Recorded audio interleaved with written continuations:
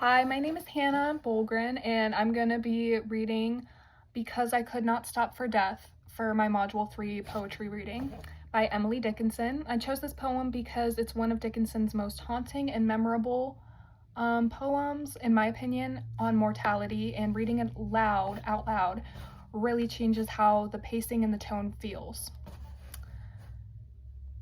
Okay, here it goes. Because I could not stop for death, he kindly stopped for me. The carriage held but just ourselves and immortality. We slowly drove, he knew no haste, and I had put away my labor and my leisure too, for his civility. We passed the school where children strove, at recess in the ring. We passed the fields of grazing grain, we passed the setting sun, or rather he passed us. The dews drew, quivering and chill, for only gossamer, my gown, my tippet, only tulle. We paused before a house that seemed a swelling of the ground. The roof was scarcely visible, the cornice in the ground. Since then 'tis centuries, and yet feel shorter than the day I first surmised the horse's head were toward eternity.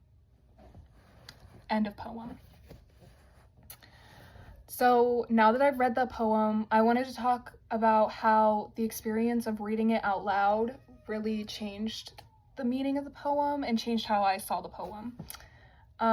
Reading Dickinson out loud forced me to slow it down and pay attention to her punctuation, especially the dashes. On the page when I was reading it, in my head, the dashes feel like interruptions or hesitations, but when I read them aloud, they became pauses that shaped the rhythm of the poem.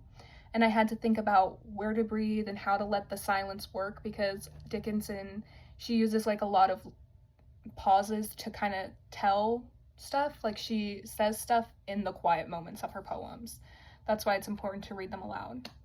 I also realized that the poem feels very calm when spoken, and it's almost an unsettling kind of calm. The speaker isn't afraid of death. She's polite and accepting about it, and reading it aloud made that tone a lot clearer.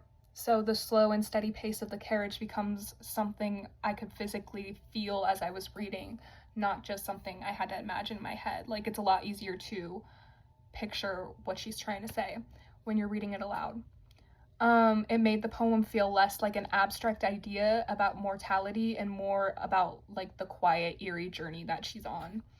To prepare, I just practiced reading the poem a few times to get comfortable with the rhythm. I also tried reading it both fluently and more choppy, and I found that the slower, more measured pace fit better for the tone of the poem.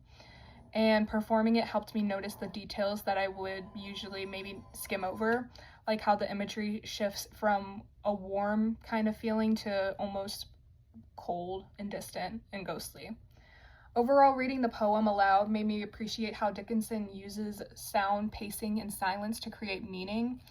In her poems, it changed how the poem from something I analyzed on the page to something like an experience in real time. So